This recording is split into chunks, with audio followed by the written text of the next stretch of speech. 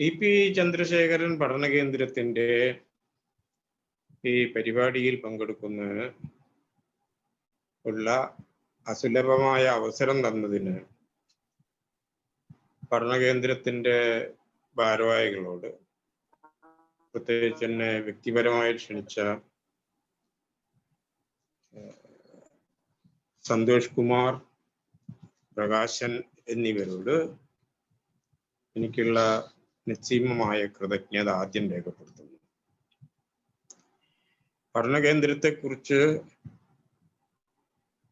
പ്രശസ്ത സാമൂഹ്യ ശാസ്ത്രജ്ഞനും എഴുത്തുകാരനും ടാറ്റ ഇൻസ്റ്റിറ്റ്യൂട്ടിൽ എൻ്റെ സഹപ്രവർത്തകനുമായ ഡോക്ടർ ഇർഷാദ് എന്നോട് പറഞ്ഞിട്ടുണ്ടായിരുന്നു. അപ്പോൾ ഇതുകൊണ്ടൊക്കെ എനിക്കൊരു താല്പര്യം വന്നു. ഈ സബ്ജക്റ്റിലും ഈ വിഷയത്തിലും ഒരു താല്പര്യം വന്നിട്ടുണ്ട്. ഇതിൽ പക്ഷേ ഈ വിഷയത്തില് ഞാൻ പുതിയതായി എന്തെങ്കിലും പറയാൻ പോകുന്നു എന്ന് വിചാരിക്കണ്ട. നമ്മളെപ്പോലുള്ളവരെ സമാന ചിന്താഗതിക്കാരായിട്ടുള്ള പലരും വിശകലനം ചെയ്യുന്ന ഒരു രീതിയിൽ തന്നെയാണ് ഞാനും ചെയ്യാൻ പോകുന്നത്. ഡോക്ടർ ഇർഷാദ് എഴുതിയിട്ടുള്ളതിനെക്കുറിച്ച് ഞാൻ എഴുതിയിട്ടുണ്ട്. അതേമാതിരി വളരെ പ്രശസ്തമായിട്ടുള്ളൊരു ബുക്ക് അജിതിന്റെ ബോബി ജാതി ബന്ധനം, അത് വളരെ ശ്രദ്ധിക്കപ്പെട്ട, അക്കാദമിക് തലത്തിൽ തന്നെ വളരെ ശ്രദ്ധിക്കപ്പെട്ട ഒരു പുസ്തകമാണ്. തിരുവനന്തപുരത്ത് അത് ഞാനാണ് റിലീസ് ചെയ്ത്, അതിനെക്കുറിച്ചുള്ള സിമ്പോസിയവും ഞാനാണ് ഉദ്ഘാടനം ചെയ്തത്. അന്ന് ഞാൻ കേരള യൂണിവേഴ്സിറ്റിയിൽ പ്രൊഫസറായിരുന്നു. അപ്പൊ പുതിയതായിട്ടുള്ള ഒരു കാര്യമായിരിക്കില്ല ഞാൻ പറയാൻ പോകുന്നത്. സാമൂഹ്യ ബന്ധങ്ങളുടെ രാഷ്ട്രീയം, സാമൂഹ്യ ബന്ധങ്ങൾ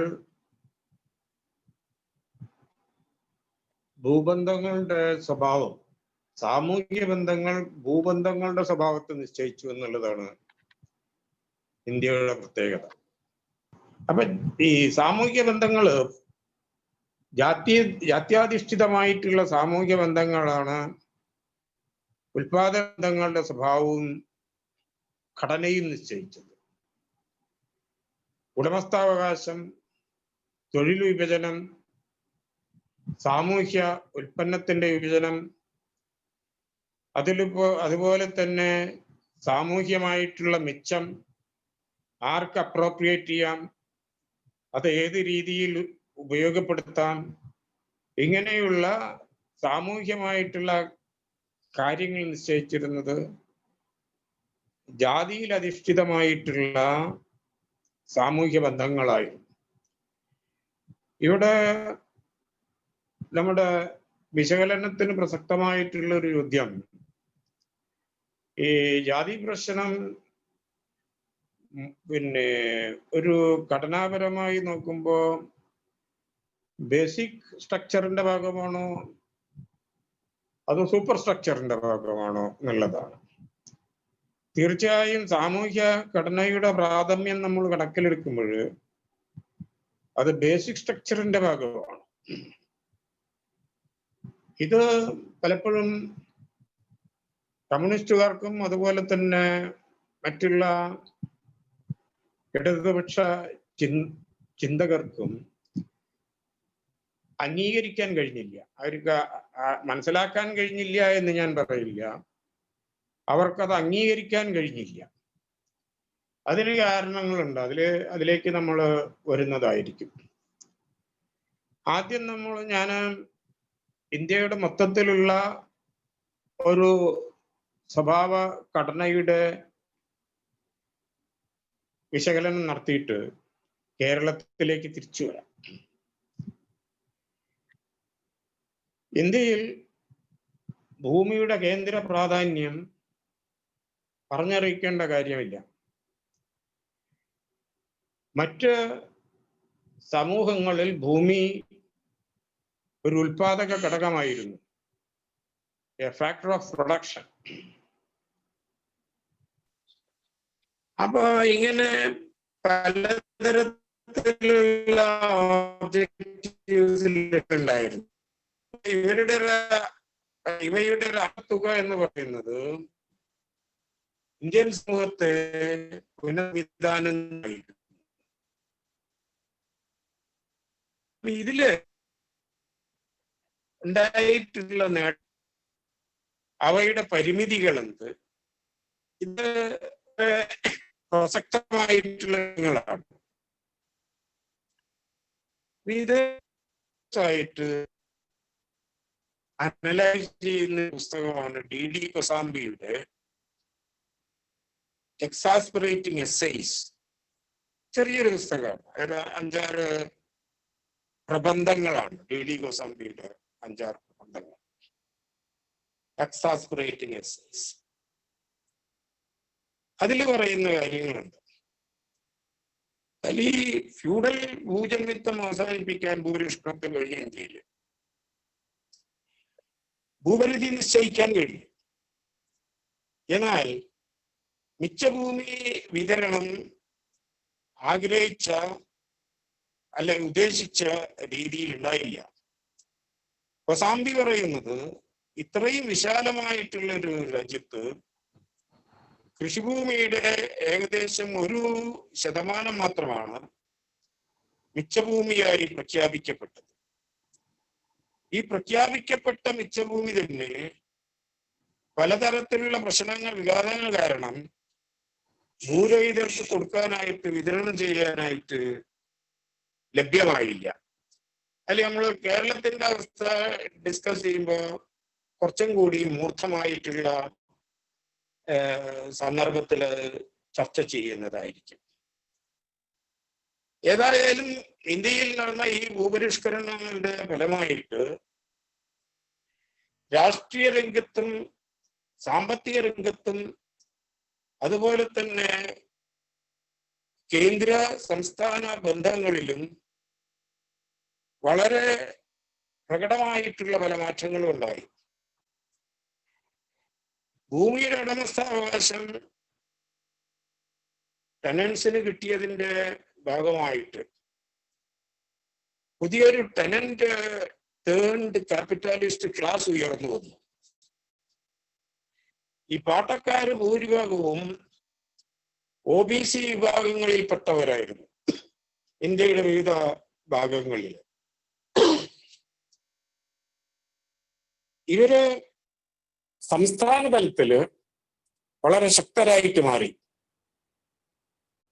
പല സംസ്ഥാനതല നേതാക്കളും ഇവരിൽ നിന്ന് ഉയർന്നു വന്നു. സാമ്പത്തിക രംഗത്താവുമ്പോൾ പല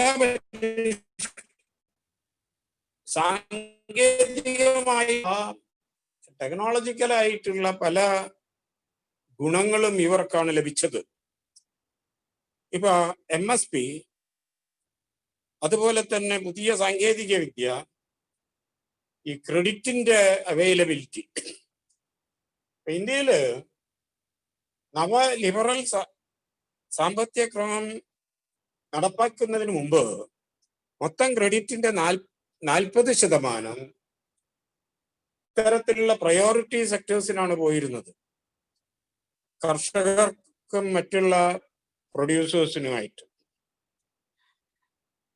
സാമ്പത്തികമായിട്ട് വളരെ ഉയർന്നു ഈ സംസ്ഥാനങ്ങള് എന്ന് മാത്രമല്ല, എന്തുകൊണ്ട് വലിയൊരു നേട്ടം ഉണ്ടായത്, ഇന്ത്യ ഭക്ഷ്യധാന്യത്തിന്റെ കാര്യത്തിൽ ഒരു കമ്മി രാഷ്ട്രമായിരുന്നു. അന്നൊക്കെ ഞങ്ങൾ എക്കോണമിസ്റ്റുകൾ പറയായിരുന്നു, we had a ship to mouth existence. കപ്പലുകളില് ഭക്ഷ്യസാധനങ്ങള് അമേരിക്ക തുടങ്ങിയിട്ടുള്ള രാജ്യങ്ങളിൽ നിന്ന് വരണമായിരുന്നു. അതിന് നമ്മൾ കാത്തിരിക്കുകയായിരുന്നു. പക്ഷെ ഒരു 10-12 വർഷത്തിനകം ഇന്ത്യക്ക് ഭക്ഷ്യധാന്യങ്ങളുടെ കാര്യത്തിൽ ഒരു കമ്മി രാഷ്ട്രം എന്ന നിലയിൽ നിന്ന് ഒരു സർപ്ലസ് രാഷ്ട്രമായിട്ട് ഉയരാൻ കഴിഞ്ഞു. സർപ്ലസ് എന്ന് പറയുമ്പോൾ ഒരു മാർക്കറ്റ് സെൻസിലാ പറയും. എല്ലാവർക്കും ഭക്ഷണം ലഭ്യമായി എന്നർത്ഥമില്ല. അതുകൊണ്ട് ഏതായാലും ഒരു സ്വയം പര്യാപ്തത ഭക്ഷണത്തിന്റെ കാര്യത്തിൽ, ഭക്ഷ്യോൽപാദനത്തിന്റെ കാര്യത്തിൽ ഇന്ത്യ കൈവരിക്കാൻ ഇന്ത്യയുടെ വിപ്ലവം ലോക ചരിത്രത്തിൽ തന്നെ വളരെയധികം ശ്രദ്ധിക്കപ്പെടുന്നു. 10-12 വർഷത്തിനകം സംഭവിച്ച വലിയ മാറ്റങ്ങൾ, വളർച്ച പല രാജ്യങ്ങൾക്കും ഇതിന് കഴിഞ്ഞിട്ടില്ല.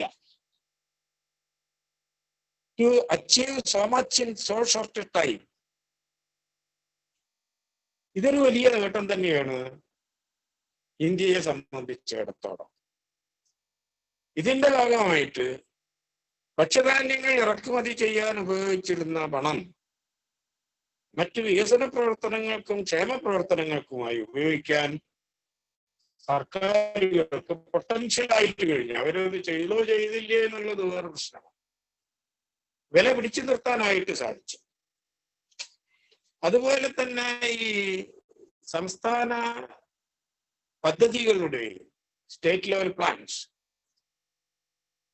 സംസ്ഥാന ബജറ്റുകളുടെയും ഘടനയും സ്വഭാവവും നിശ്ചയിക്കുന്നതിന് സംസ്ഥാന തല രാഷ്ട്രീയ പാർട്ടികൾക്ക് കഴിഞ്ഞു. ഇതിന്റെ ഭാഗമായിട്ട് ഇന്ത്യയിൽ ശക്തമായിട്ടുള്ള സംസ്ഥാനങ്ങളും താരതമ്യേന അശക്തമായിട്ടുള്ള ഒരു കേന്ദ്രവും, അതിനു മുമ്പുണ്ടായിരുന്ന എന്താണ്, strong centre and week States. ഭൂപരിഷ്കരണത്തിന്റെ ഭാഗമായിട്ട് നമുക്കുണ്ടായത് strong States and week centre. Indira Gandhi സംസ്ഥാന ഗവൺമെന്റുകളെ പിരിച്ചുവിട്ടതുപോലെ ഇന്നിപ്പോ പിരിച്ചുവിടാനായില്ല. കേന്ദ്ര ഗവൺമെന്റിന് ഒരു സംസ്ഥാന ഗവൺമെന്റിനെ പിരിച്ചുവിടുക എന്ന് എളുപ്പമല്ല. അങ്ങനെ കേന്ദ്ര സംസ്ഥാന ബന്ധങ്ങളിൽ തന്നെ വളരെ മൗലികമായിട്ടുള്ള ഘടനാപരമായിട്ടുള്ള മാറ്റങ്ങൾ ഉണ്ടായി. ഇവിടെ 2 കാര്യങ്ങളാണ് ശ്രദ്ധിക്കപ്പെടേണ്ടത്. കമ്മ്യൂണിസ്റ്റ് പാർട്ടിക്കാണ് ഭൂപരിഷ്കരണത്തെ കുറിച്ച് വളരെ വ്യക്തമായിട്ടുള്ള കാഴ്ചപ്പാടും പരിപ്രേക്ഷ്യവും ഉണ്ടായിരുന്നത്. എന്നാൽ കമ്മ്യൂണിസ്റ്റ് പാർട്ടിക്ക് ഒരു ഭൂപരിധി നിർണയിച്ച് അതിനപ്പുറമുള്ള ഭൂമി മിച്ചഭൂമിയായി പ്രഖ്യാപിച്ച് ആ മിച്ചഭൂമി വിതരണം ചെയ്യുന്നതിനുള്ള ഒരു പരിപാടിയേ ഉണ്ടായിരുന്നുള്ളൂ, ഒരു പരിപ്രേക്ഷ്യമേ അവർക്കുണ്ടായിരുന്നു. കാരണം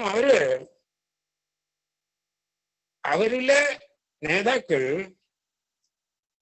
പഴയ ഫ്യൂഡൽ കുടുംബങ്ങളിൽ നിന്ന് വന്നവരാണ്. ഈ ഫ്യൂഡൽ ജന്മിമാരാണ് പണ്ട് സമൂഹം ധരിച്ചിരുന്നത്. പുതിയ ജനാധിപത്യ രാഷ്ട്രം നിലവിൽ വന്നപ്പോൾ അതിന്റെ തലപ്പത്തും നിയന്ത്രണത്തിലും അവരാണ് വന്നത്. ഇത് സാമൂഹ്യ മാറ്റത്തിന്റെ ഒരു മൗലികമായിട്ടുള്ള പ്രത്യേകതയാണ്. സമൂഹത്തിൽ മാറ്റം വരുമ്പോൾ പഴയ സാമൂഹ്യ വ്യവസ്ഥിതിയിൽ നേതൃത്വത്തിലിരുന്ന, കാര്യങ്ങൾ നിയന്ത്രിച്ചിരുന്ന അതേ വ്യക്തികളും വിഭാഗങ്ങളുമാണ് പുതിയ അവസ്ഥയിലും നിയന്ത്രണ രംഗത്ത് വരിക, നേതൃസ്ഥാനത്ത് വരിക. അത് വളരെ വ്യക്തമായിട്ട് എല്ലാവർക്കും അറിയുന്ന കാര്യമാണ്. ഇത്തരത്തിൽ കമ്മ്യൂണിസ്റ്റ് പാർട്ടി വിഭാവനം ചെയ്തത് ഒരു ബൂർഷ്വാ ലാൻഡ് റിഫോംസ് പരിപാടിയായിരുന്നു. എന്നാൽ ഇതിൽ നിന്ന് വ്യത്യസ്തമായിട്ട് ഡോക്ടർ അംബേദ്കർക്ക് ഒരു പരിപ്രേക്ഷ്യം ഉണ്ടായിരുന്നു ഭൂപരിഷ്കരണത്തെ കുറിച്ച്. അദ്ദേഹത്തിന്റെ പരിപ്രേക്ഷ്യം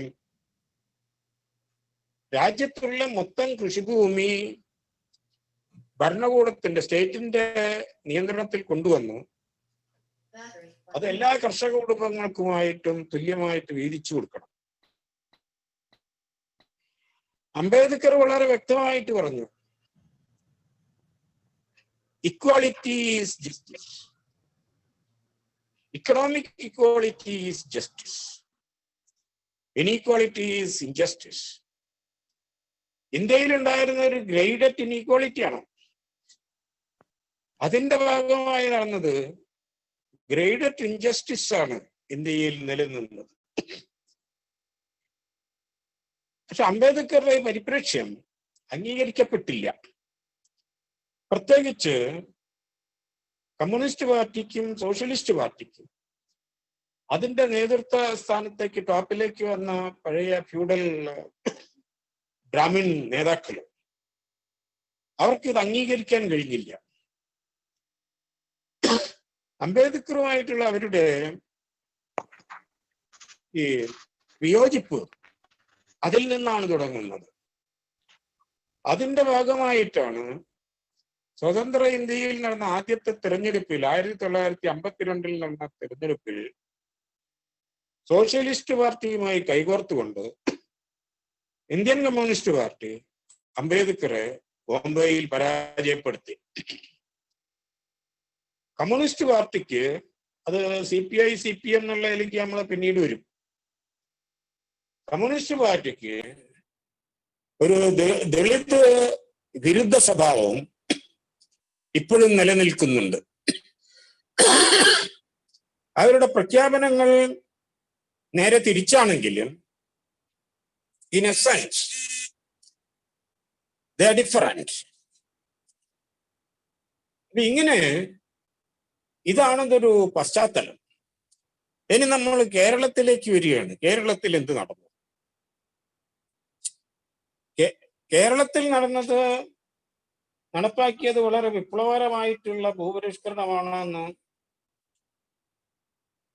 അത് നടപ്പാക്കിയ രാഷ്ട്രീയ പാർട്ടികൾ പറയുന്നുണ്ട്, നേതാക്കൾ പറയുന്നുണ്ട്. കേരളത്തെ സംബന്ധിച്ചിടത്തോളം ഭൂപരിഷ്കരണത്തെ കുറിച്ചായാലും വികസനത്തെ കുറിച്ചായാലും ധാരാളം അർദ്ധസത്യങ്ങളും അസത്യങ്ങളും നിലനിൽക്കുന്നു. സത്യം വളരെ കുറവാണ്.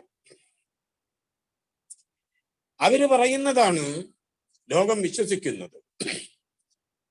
അതിന്റെ കാരണം പലതാണ്. ഒന്ന്, അവർക്ക് ബുദ്ധിശക്തിയുണ്ട്, പാണ്ഡിത്യമുണ്ട്.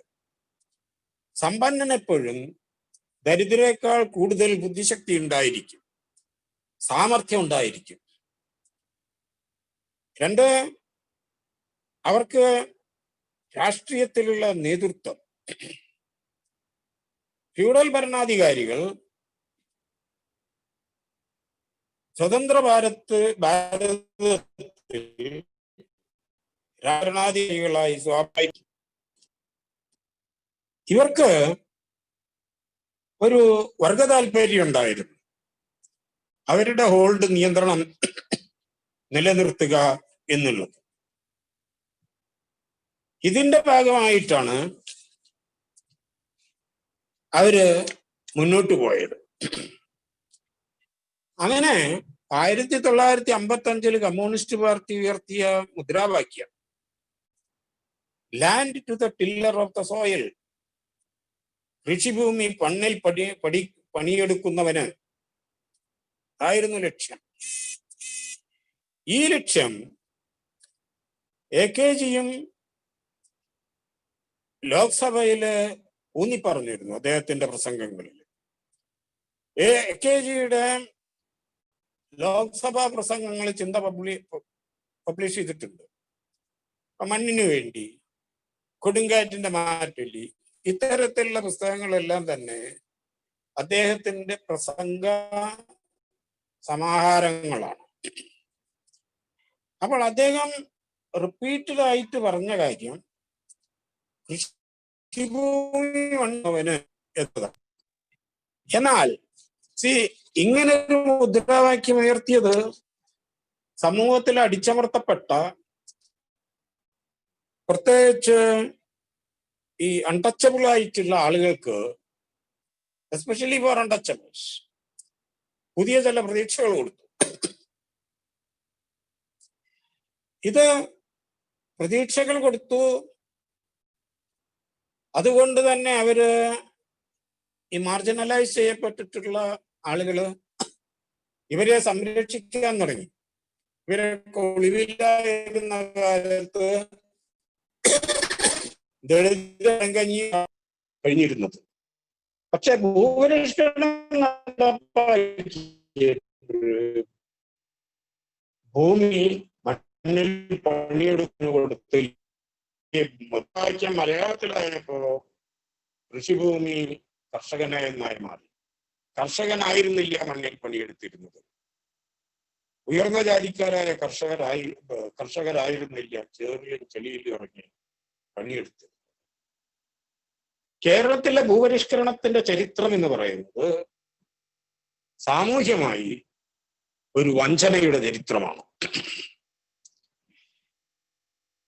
ഇതുകൊണ്ട് എന്തെല്ലാം ഉണ്ടായി? ഭൂപരിഷ്കരണം ഉണ്ടാകുന്ന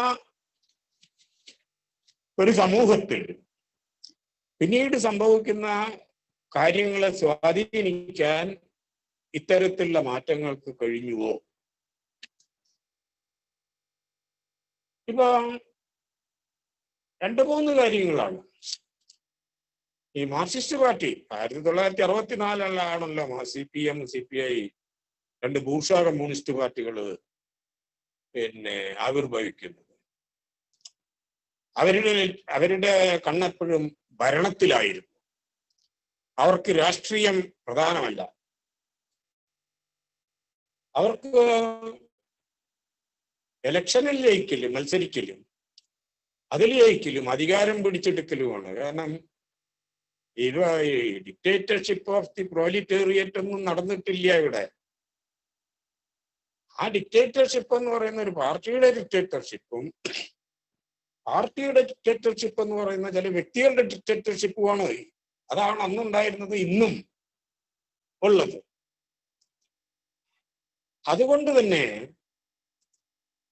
ഇവർക്ക് അങ്ങനെ വളരെ റാഡിക്കലായിട്ടുള്ള ഒരു മാറ്റം കൊണ്ടുവരാൻ കഴിഞ്ഞില്ല.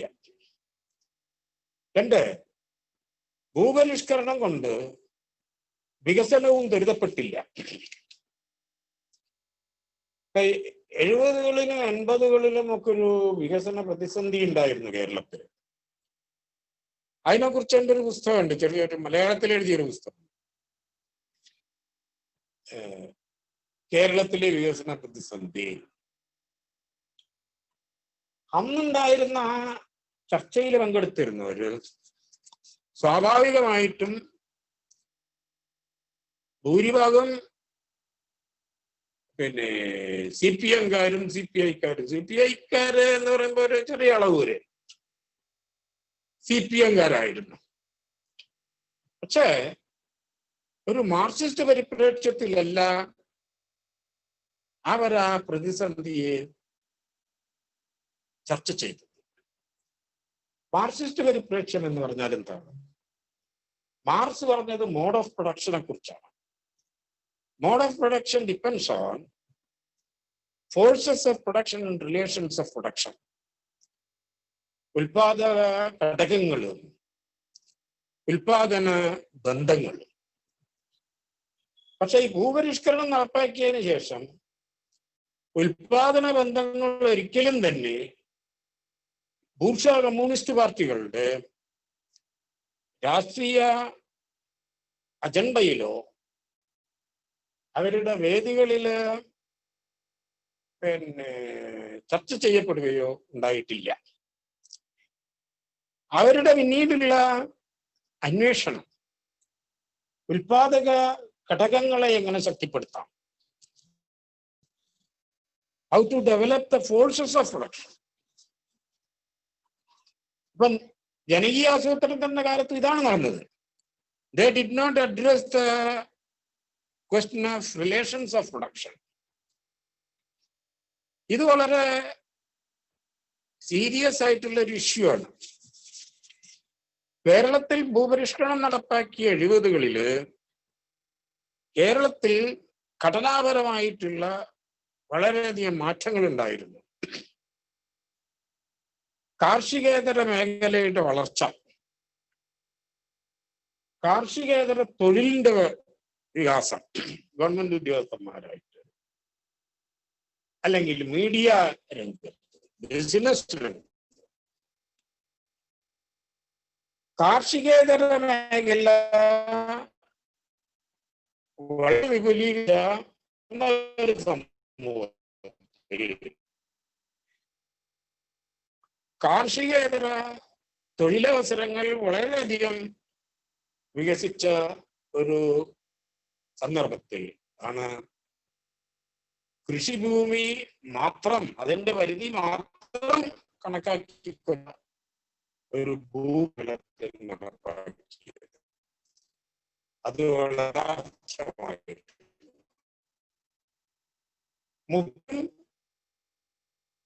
പോലെ തന്നെ വരുമാനം ലക്ഷ്യമായിട്ടുള്ള ഒരു ഭൂപരിഷ്കരണം വീണ്ടും വേണം പോലുള്ള ചിലർ കാണിച്ചു ചില ലേഖനങ്ങളിൽ ഊന്നിപ്പാറുണ്ട്. എന്നാൽ ഉൽപാദനത്തിന്റെ കാര്യത്തിൽ യാതൊന്നും ചെയ്യാനില്ല. ഭൂപരിഷ്കരണത്തിന്റെ കാര്യത്തിൽ ചെയ്യേണ്ടതെല്ലാം ചെയ്തു കഴിഞ്ഞു എന്നുള്ള ഒരു അനുമാനത്തിലാണ് ബൂർഷ്വാ കമ്മ്യൂണിസ്റ്റ് പാർട്ടികൾ മുന്നോട്ട് പോയത്. അവരിലും ചർച്ച ഒന്നും നടന്നില്ല. ആ പാർട്ടികളിൽ നിന്ന് വേറിട്ട് പോയവരും ആ പാർട്ടികളിൽ ഉണ്ടായിരുന്ന സമയത്ത് പ്രശ്നങ്ങൾ ഉയർത്തിയിരുന്നു എന്നുള്ളത് സംശയമാണ്. എന്റെ പഠനങ്ങൾ കാണിക്കുന്നില്ല. എന്നാൽ ഇവിടെ സംഭവിക്കുന്നത് ഇപ്പൊ ഭക്ഷ്യധാന്യ ഉൽപാദനം കൂടിയില്ല, മൊത്തത്തിൽ സാമ്പത്തിക വളർച്ച കൂടിയില്ല കേരളത്തിൽ, മറിച്ചൊരു സാമ്പത്തിക പ്രതിസന്ധി ഉണ്ടാകുകയാണ് ചെയ്തത്. എന്നാൽ പ്രധാനപ്പെട്ട മറ്റൊരു സംഭവം ഉണ്ടായി കേരളത്തിൽ.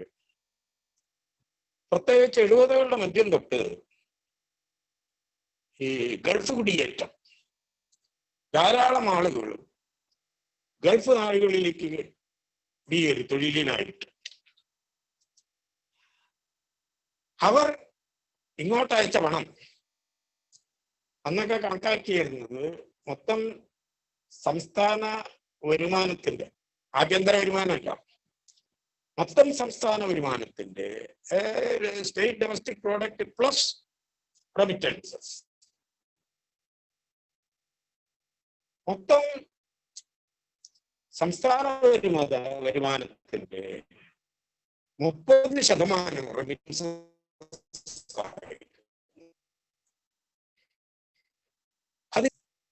അതിങ്ങോട്ട് പോകുന്ന ആ പണം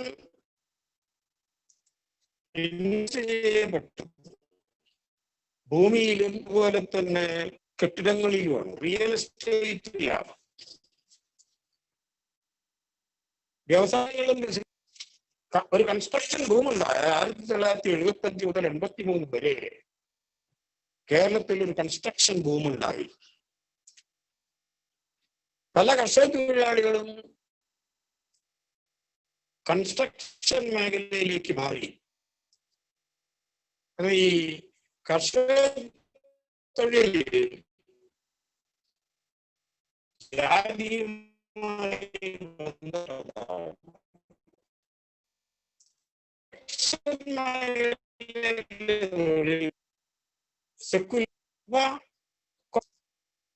ഇതിന്റെ ഭാഗമായിട്ട്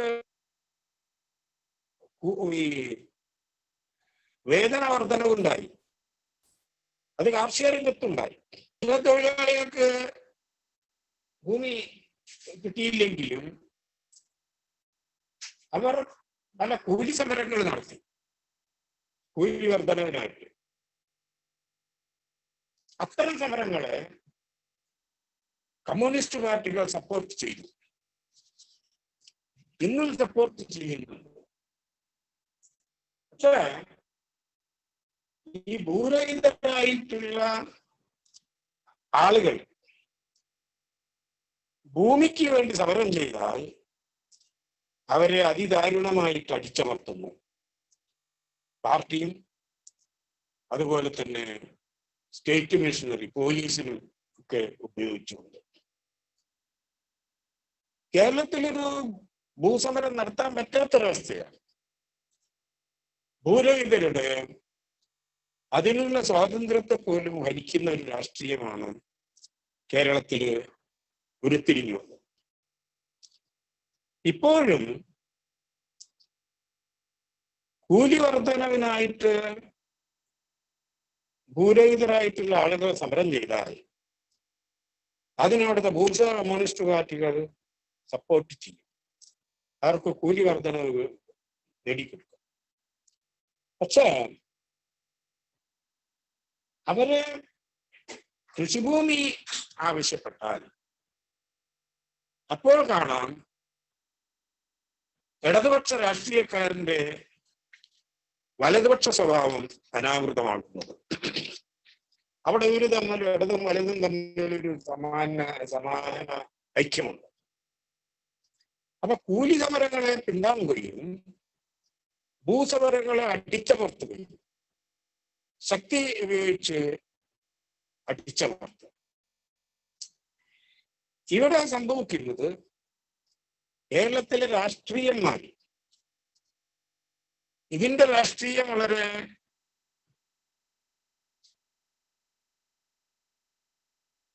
ശ്രദ്ധേയമായിട്ടുള്ള രീതിയിൽ വിശകലനം ചെയ്യപ്പെടേണ്ടതുണ്ട്. ഇന്ത്യയിൽ മൊത്തത്തിലായാലും കേരളത്തിൽ പ്രത്യേകിച്ച് ആയാലും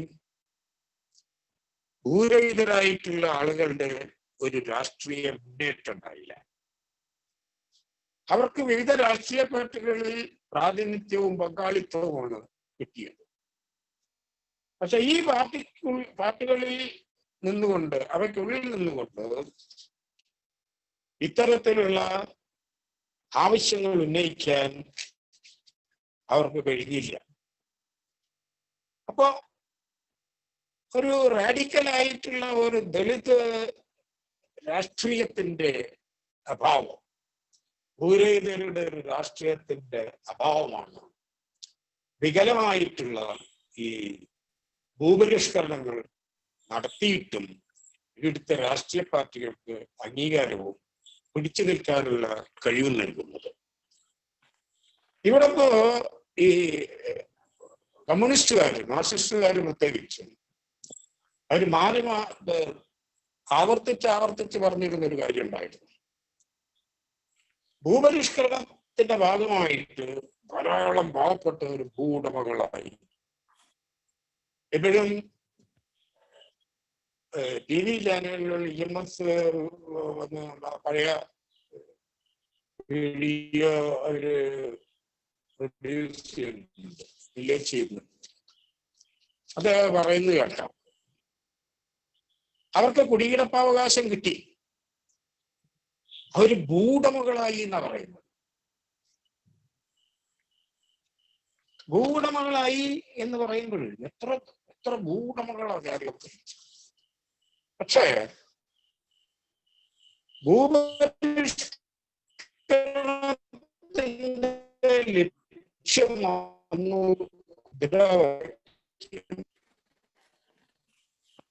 പിന്നെ കുടികിടപ്പുകാരന് പറ്റുന്നില്ല.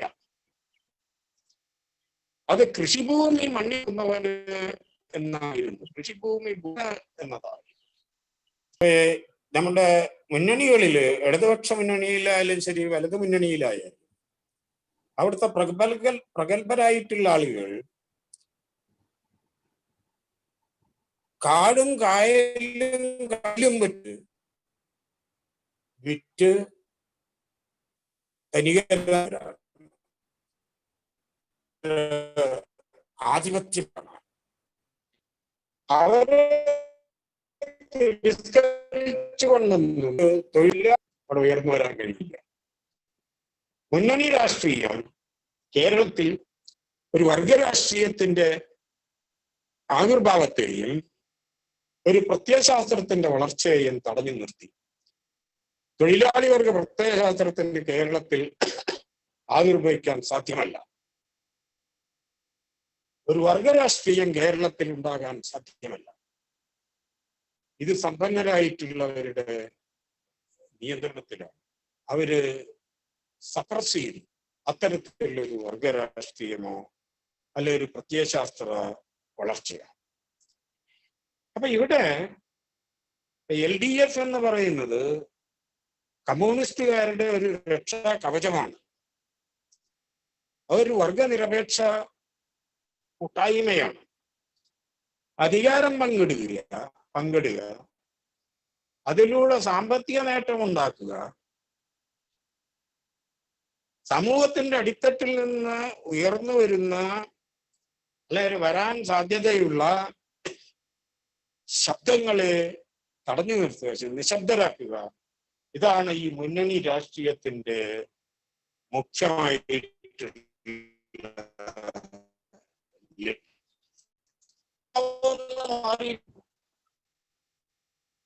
ഭൂമി ആരുടെ? ഇപ്പൊ ഭൂരഹിത പാർട്ടി മുന്നോട്ട് വെക്കുന്നില്ല, അതുണ്ടാകാനും പോകുന്നില്ല. ഇത് തന്നെയാണ് ആദിവാസികൾക്കും സംഭവിച്ചത്.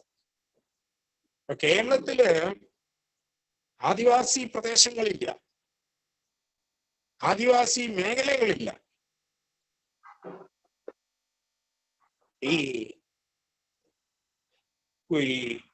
ഭൂമി കയ്യേറ്റക്കാരുടെ പ്രദേശങ്ങളിൽ കാണുന്ന ഒരു ചെറിയ വിഭാഗമാണെന്ന് കേരളത്തിലെ ആദിവാസികൾ. അവരുടെ പേരിൽ നടക്കുന്ന വികസനം ഭൂമി കയ്യേറ്റക്കാരെയാണ് ഗുണപ്പെടുത്തുന്നത്. ഞാനിത് ഗ്ലോബലൈസേഷനെ സബാൾട്ടേൺ പെർസ്പെക്റ്റീവ് എന്ന എന്റെ പുസ്തകത്തില് ഒരു ചാപ്റ്ററിൽ ഇത് പറയുന്നുണ്ട്. What happen to TSP, tribal sub plan. അപ്പൊ ആദിവാസികൾക്ക് ഭൂമി നഷ്ടപ്പെട്ടു. ഈ ആദിവാസികൾക്ക് പ്രത്യേകം സംരക്ഷണമില്ലാത്തൊരു സംസ്ഥാനമാണ് കേരളം. തമിഴ്നാട്ടിനില്ല, ആന്ധ്രാപ്രദേശിനില്ല, ആന്ധ്രയിലുണ്ട്, പിന്നെ കർണാടകത്തിലില്ല, കേരളത്തിലില്ല. ഇവർക്ക് എന്നാലൊരു സംരക്ഷണം കൊടുക്കാനായിട്ട് അടിയന്തരാവസ്ഥ കാലത്ത് 1975 കൊണ്ടുവന്ന ഒരു ഭൂനിയമമാണ്. അത് നടപ്പാക്കിയില്ല. ഇവിടെയും എല്ലാ രാഷ്ട്രീയ ഇത് വളരെ വിരോധാഭാസം സൃഷ്ടിക്കുന്ന ഒരു കാര്യമാണ്. ആദിവാസി ഭൂമി നഷ്ടപ്പെട്ടത്, അന്യാധീനപ്പെട്ടത് അവർക്ക് തിരിച്ചു കൊടുക്കണം. ആദിവാസി ഭൂമിയുടെ അന്യവൽക്കരണം തടയണം. 1960 ജനുവരി 1 തൊട്ട് അന്യവൽക്കരിക്കപ്പെട്ട ഭൂമി തിരിച്ചവർക്ക് കൊടുക്കണം എന്ന് പറഞ്ഞ് നിയമം കൊണ്ടുവന്നത് അത് എല്ലാവരും ചേർന്നിട്ടാണ്. എന്തായാലും പറയാം, ആ കൺസെൻസസ് ആരും അതിന് എതിര് പറഞ്ഞില്ല. പക്ഷെ ആ നിയമം നടപ്പാക്കിയില്ല. അത് നടപ്പാക്കുന്നതിലും എല്ലാ രാഷ്ട്രീയ പാർട്ടികളും ഒന്നിച്ചാണ്. ഒരു രാഷ്ട്രീയ പാർട്ടിയും പറയുന്നില്ല ആദിവാസി ഭൂനിയമം നടപ്പാക്കണം എന്നുള്ളത്. ആദിവാസികൾക്ക് അനുകൂലമായിട്ടുള്ള, ഭൂമിയുടെ കാര്യത്തിൽ അനുകൂലമായിട്ടുള്ള ഒരു സ്റ്റെപ്പ് വന്നത് ഒരു ബൂർഷ്വാ ജേർണലിസ്റ്റിൽ നിന്നാണ്, ആന്റണിയിൽ നിന്നാണ്. കാരണം ജാനുവും ഗീതാനന്ദനും കൊടുത്ത മെമ്മോറാണ്ടത്തില് കേരളത്തിലെ ആദിവാസികളിൽ 23,000 കുടുംബങ്ങൾ ഭൂരഹിതരും 20,000 കുടുംബങ്ങൾ ഒരേക്കറിന് താഴെയുള്ളവരുമാണെന്ന്. അതൊരു ഭൂരാഹിത്യത്തിന്റെ പ്രശ്നമായിരുന്നു, ഭൂമി തിരിച്ചെടുത്തു കൊടുക്കാനുള്ളതായിരുന്നില്ല. ഈ ആദിവാസികൾ എന്ന് അനുഭവിക്കുന്ന പ്രശ്നം ഈ കുടിയേറ്റ മേഖലയിലെ കുടിയേറ്റക്കാരും കുടിയേറ്റക്കാരെ ഇന്ന് സംരക്ഷിക്കുന്നത് ചർച്ചും ഭരണകൂടവും രാഷ്ട്രീയ പാർട്ടികളുമാണ്. ഇവരെല്ലാം they are together in supporting the people, land grabbers, non-tribal settlers. അപ്പൊ ആദിവാസികൾക്ക് ഇനിയിപ്പോ അങ്ങനൊരു ഈ ഭൂമി തിരിച്ചു കിട്ടും എന്ന് വിശ്വസിക്കാൻ പറ്റില്ല. ദളിതർക്കാണെങ്കിൽ ഭൂരഹിതരായിട്ടുള്ള വിഭാഗങ്ങൾക്ക് അനുകൂലമായിട്ടുള്ള ഒരു ഭൂപരിഷ്കരണം ഇനി ഉണ്ടാകുമെന്ന് വിശ്വസിക്കാനും പറ്റില്ല. അങ്ങനെ പ്രത്യേകമായിട്ട് ദളിത് വിഭാഗക്കാരും ആദിവാസി വിഭാഗങ്ങളും വേർതിരിഞ്ഞു നിൽക്കുന്നതും ശരിയല്ല. അവർക്കൊരു പൊതുവായിട്ടുള്ള സമൂഹത്തിന്റെ ഒരു ചാലകശക്തിയാകേണ്ടതുണ്ട്. അതിന് എനിക്ക് തോന്നുന്നത് അത് മാർക്കറ്റ് വിപണിയുടെ ഇടപെടലിലൂടെ ആയാലും അല്ലെങ്കിൽ സ്പെസിഫിക് ആയിട്ടുള്ള വികസന ക്ഷേമ പ്രവർത്തനങ്ങളുടെ ഫലമായിട്ടായാലും ഒരു മാർക്സിസ്റ്റുകൾക്ക് ദഹിക്കാത്തൊരു കാര്യമാണ്. റൈറ്റ് ടു പ്രോപ്പർട്ടി ഒരു ജസ്റ്റിഷ്യബിൾ റൈറ്റ് ആയിട്ട് ഇന്ത്യയിൽ കൊണ്ടുവരണം. ജസ്റ്റിഷ്യബിൾ റൈറ്റ് ആണ്, ലീഗൽ റൈറ്റ് മാത്രമായ പോരാ. അപ്പൊ ഇന്ത്യൻ ഭരണഘടനയിലെ ഏറ്റവും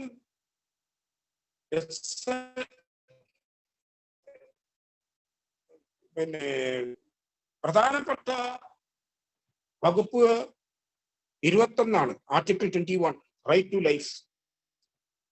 റൈറ്റ് ടു പ്രോപ്പർട്ടി ആർട്ടിക്കിൾ 21 ഭാഗമായിട്ട് അംഗീകരിക്കപ്പെട്ടു. Without right to livelihood, right to life is meaningless എന്ന് സുപ്രീം കോർട്ട് 1980-കളിൽ ആവർത്തിച്ച് പറഞ്ഞിട്ടുണ്ട്. റൈറ്റ് ടു ലൈഫ് സാർത്ഥകമാകണമെങ്കിൽ, അന്വർത്ഥമാകണമെങ്കിൽ റൈറ്റ് ടു ലൈവ്ലിഹുഡ് കൊടുക്കണം. അപ്പൊ ലോകത്തിലെ എല്ലാ പീഡിതരും ദരിദ്രരും ഒരു പുതിയ മുദ്രാവാക്യം ഉയർത്തേണ്ടിയിരിക്കുന്നു. Right to property, universal declaration of property right. Universal declaration of human rights ഉണ്ടായി. അതുപോലെ universal declaration of property right അത് ആഫ്രിക്കൻ രാജ്യങ്ങളും പ്രത്യേകിച്ച് സബ് സഹാറൻ ആഫ്രിക്കൻ രാജ്യങ്ങളും ഏഷ്യൻ രാജ്യങ്ങളും യൂറോപ്പിലെ ദരിദ്രരായിട്ടുള്ള വിഭാഗങ്ങളും എല്ലാവരും തന്നെ അത്തരത്തിലുള്ള ആവശ്യം മുന്നോട്ട് വെക്കേണ്ടതായിട്ടുണ്ട്. അത്തരത്തിലുള്ള ഒരു ആവശ്യം മുന്നോട്ട് വരുമ്പോൾ മാത്രമേ ഈ നമ്മുടെ ഏറ്റവും വ്യക്തമായിട്ടുള്ള ഒരു ക്ലാസ് ഏതാണ്? വർക്കിംഗ് ക്ലാസ് എന്നല്ല. വർക്കിംഗ് ക്ലാസ് വലിയ മാറ്റങ്ങളൊന്നും ലോകത്ത് കൊണ്ടുവന്നിട്ടില്ല. വർക്കിംഗ് ക്ലാസ് ഒരു പ്രത്യേക പ്രിവിലേജ്ഡ് ക്ലാസ് ആണ്. They have capitalist aspirations. അവർക്കും ഒരു ചാൻസ് കിട്ടിയ ക്യാപിറ്റലിസ്റ്റുകളാവാനാണ്. ക്യാപിറ്റലിസത്തെ നിർമ്മാർജ്ജനം ചെയ്യാനല്ല അവർക്കും ആഗ്രഹം. They became a separate privileged class. ഇപ്പൊ ഈ ഓരോ കാലത്തും ഓരോ ക്ലാസ് ഉണ്ടായിട്ടുണ്ട്. ഹെഗല് പറഞ്ഞു. ഹെഗൽ 1820 പറഞ്ഞതാണ് ഈ property is freedom. Therefore, poverty is unfreedom. ഇതിനെ വിമർശിച്ച് 1843 മാർക്സ് പ്രൈവറ്റ് പ്രോപ്പർട്ടിക്ക് എഴുതലായിരുന്നു. പ്രൈവറ്റ് പ്രോപ്പർട്ടി ഈ തൊഴിലാളിയുടെ മിച്ചമൂല്യം ചൂഷണം ചെയ്യാനാണ് ഉപയോഗിക്കുന്നതെങ്കിൽ അത് തെറ്റാണ്. But property as such is not wrong. അതിൽ മാർക്സിന്റെ വിശകലനം കൺവിൻസിങ് അല്ല. അപ്പൊ ഇങ്ങനെ വരുന്നൊരവസരത്തില് അവർക്കും പ്രോപ്പർട്ടി റൈറ്റ്. എന്തിനായി പ്രോപ്പർട്ടി റൈറ്റ്? ഇന്ന് സമൂഹത്തിലെ വിവിധ മേഖലകളിൽ കൈയടക്കി വെച്ചിരിക്കുന്നത് വിജയിച്ച ആളുകൾ എന്നെല്ലാം തന്നെ പ്രോപ്പർട്ടി റൈറ്റ് ഉള്ളവരാണ്. ആ കുടുംബങ്ങളിൽ നിന്ന് വന്നവരാണ്, ആ വിഭാഗങ്ങളിൽ നിന്ന് വന്നവരാണ്. അവർക്ക് ഇപ്പൊ മാർക്സ് പറഞ്ഞല്ലോ, essence of existence is freedom. എന്തിനാ ഫ്രീഡം? ഭക്ഷണം, അത് കഴിഞ്ഞ വായിക്കാനും ചിന്തിക്കാനും വളരാനുമുള്ള അവസരം, ദാറ്റ് ഈസ് ഫ്രീഡം. അപ്പൊ അങ്ങനെ വരണമെങ്കിൽ റൈറ്റ് ടു പ്രോപ്പർട്ടി അതൊരു ബൂർഷ്വാ റൈറ്റ് ആയിട്ട് എനിക്ക് തോന്നുന്നില്ല. ഒരു വിപ്ലവത്തിലൂടെ മാത്രമേ ഇവരുടെ കാര്യങ്ങൾക്ക് പ്രശ്നങ്ങൾക്ക് പരിഹാരം ഉണ്ടാകാൻ കഴിയൂ എന്നുള്ളത് അത് നമുക്ക് അൾട്ടിമേറ്റ് ആയിട്ട് അത് അംഗീകരിക്കാമെങ്കിലും നമ്മൾ ഇന്ന് ജീവിക്കേണ്ടവരാണ്. Your life is here and now. അപ്പൊ നമുക്ക് പറയാൻ പറ്റില്ല ഇപ്പൊ ഈ വിപ്ലവം കോഴിക്കോട് വരെ ഇങ്ങോട്ട് എത്തിയാൽ മതി എന്നൊന്നും പറയാൻ പറ്റില്ല. We have not reached that stage. No political party has such a program of action. അതുകൊണ്ട് തന്നെ ഇത്തരത്തിലുള്ള ഒരു വ്യത്യസ്ത പന്താവിലേക്ക് ഈ ചൂഷിത മർദ്ദക വിഭാഗങ്ങൾ നീങ്ങേണ്ടതുണ്ട്. അതിനെക്കുറിച്ചുള്ള ചിന്തയും അന്വേഷണങ്ങളും നടക്കേണ്ടതുണ്ട്. ഇതാണ് എനിക്ക് ഈ ഭൂബന്ധങ്ങളെ കുറിച്ച് പറയാനുള്ളത്. ഇപ്പൊ ഭൂബന്ധങ്ങള് മാറുന്നുണ്ട്, പക്ഷെ അത് സമൂലമായിട്ടുള്ള മാറ്റമല്ല. AKGയുടെ സമരങ്ങൾ എടുത്തു നോക്കും. In the cause of the people. ഞാൻ ഇംഗ്ലീഷിലുള്ളതാ വായിച്ചത്, അദ്ദേഹത്തിന്റെ ജീവചരിത്രം. ഈ ഭൂപരിഷ്കരണത്തിന് മാർക്സിസ്റ്റ് പാർട്ടി ചെയ്തത് ഒരു വർഗസമരമായിരുന്നു. എന്നാൽ മിച്ചഭൂമിയുടെ കാര്യം വന്നപ്പോൾ AKG നടത്തിയത് ഒരു ഗാന്ധിയൻ സത്യാഗ്രഹ ആയിരുന്നു. മിച്ചഭൂമി ഡിക്ലെയർ ചെയ്തോടത്ത് പോയി കൊടി നാട്ടുക, അവിടെ കുറെ നേരം ഇരിക്കുക, എന്നിട്ട് സർക്കാരിനോട് പറയാം ഇത് വേറാണ് ചെയ്യുന്നത്. അപ്പൊ ഒരു വർഗസമരത്തിൽ നിന്നും ഒരു ഗാന്ധിയൻ സത്യാഗ്രഹ സമരത്തിലേക്ക് പരിണമിച്ചു. ഈ കമ്മ്യൂണിസ്റ്റ് പാർട്ടികളിൽ വലിയൊരു വിഭാഗം, സമ്പന്ന വിഭാഗം ഉയർന്നു വന്നു. ഇന്നിപ്പോ ഇവരെ നോക്കിയിട്ടുണ്ടെങ്കിൽ കേരളം വിലക്കെടുക്കാനുള്ള സാമ്പത്തികമായിട്ടുള്ള കഴിവുള്ള വ്യക്തികൾ അവരിലുണ്ട്. പുനർചിന്തനം വരുമ്പോൾ ഈ വക കാര്യങ്ങൾ കണക്കിലെടുക്കേണ്ടതുണ്ട് എന്ന് അവതരിപ്പിച്ചുകൊണ്ട് ഞാൻ എൻ്റെ വാക്കുകൾ ഉപസംഹരിക്കും.